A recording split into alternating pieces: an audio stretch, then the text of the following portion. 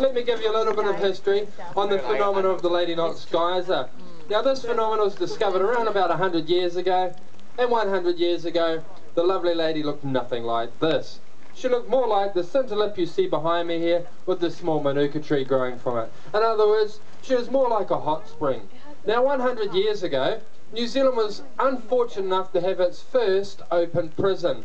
That open prison was situated just behind where your cars are parked today.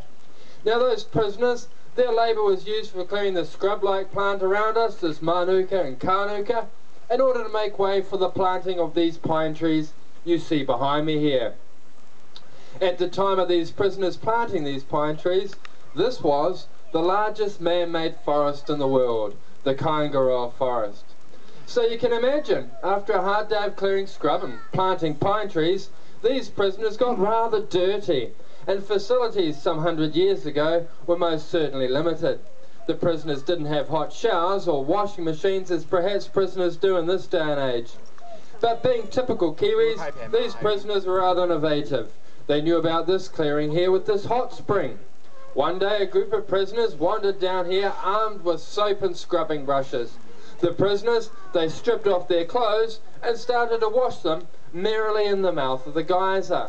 The next thing that happened was their clothes went skyward, they got a heck of a fright and ran through the bushes. Now over time we've discovered exactly what the prisoners did. In this little brown bag here is 300 grams of an environmentally friendly surfactant, very similar to soap, which I'll add to the geyser now. Camera. Photo time. Hey, ooh, you're gonna miss the photo. Oops, looks like I've got time to explain what's happening underneath the ground at this point in time. Now, like all geysers, beneath us here is a reservoir. This particular reservoir contains approximately 27,000 litres of superheated water. We need to use our imaginations a little bit. This reservoir beneath us here is actually divided into two chambers. Now the deeper seated chamber has water well in excess of 150 degrees Celsius. You can just get back down now. Oi! So what stops that superheated water underneath from going into a constant eruption is the chamber of water directly beneath my feet, the upper chamber. Well, that water does not exceed boiling point. So that cooler, more denser water is actually acting like a lid or a blanket containing a superheated pressurized water underneath. Now by me dropping 300 grams of surfactant or soap into the mouth of the geyser, that soap is dispersing itself along that cooler chamber of water. And what it is doing to that water is softening it or breaking surface tension, which allows our superheated water underneath to expand and rise and mix with the cooler water on top. As two extreme temperatures of water mix together, the water flashes into steam, and with that flash of steam, hopefully in a few moments time we'll have ourselves a hydrothermal eruption. Now some of you in the audience are probably thinking to yourselves at this very point in time, hey, that's no geyser. And you know what? You'd be absolutely correct. I'm the geyser, this is a geyser.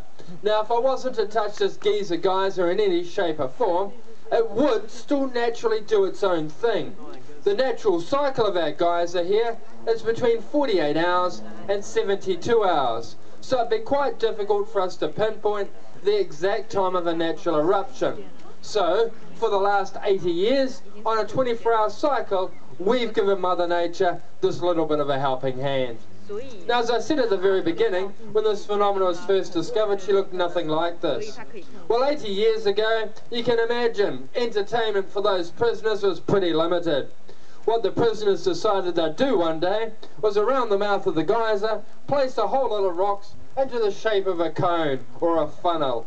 In other words, they wanted to restrict the throat of the geyser to get more height out of her.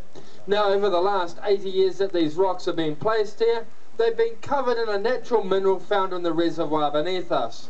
This mineral is the most common mineral on the planet, and it is silica. Every time our lovely lady erupts and the water flows over the rocks like so, the silica precipitates at a rate of 2 to 6 millimeters a year.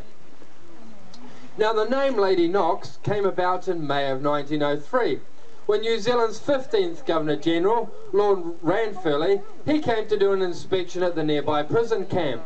Well, he was accompanied by his daughter, the Lady Constance Knox. Being a lady of high standing, she wanted nothing to do with the prison camp. But she had heard all about this geothermal washing machine. So in May of 1903, she was given the pleasure of soaping the geyser, and her name has stuck with it ever since. Well, she's a little bit slow to go today. That is because there's a high pressure system coming over the country. What does affect things this morning, you're probably wondering, if I was to stick twice the amount of soap in the geyser, would I get a bigger eruption? No, I'd get a lot more bubbles, however. What does affect things is high and low pressure systems and how much rain has actually fallen in the area at any one time. So she's going to be a bit slow to go today, and we're not going to get the same height. But she will erupt to about 10 metres today. She'll hold that initial height for 2 to 3 minutes. Then she's going to subside and play at varying heights for the next 45 minutes to an hour and a half. That is because we've had a fair bit of rain in the area. Now, just an important reminder while I'm here, just when you go back to the thermal wonderland, please pay attention to the well-formed pathways and fences. They've been laid out for your safety. It is a very dangerous area. Well, folks, I have had a shower this morning, so I'm going to move out of the way. Any backpackers in the audience that haven't, come down to the front row. I've added the soap. All you're going to need is a towel. Thank you.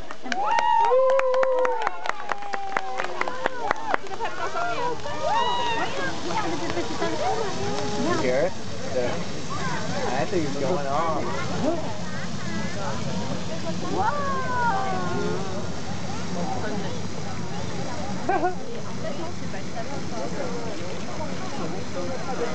À bien voir.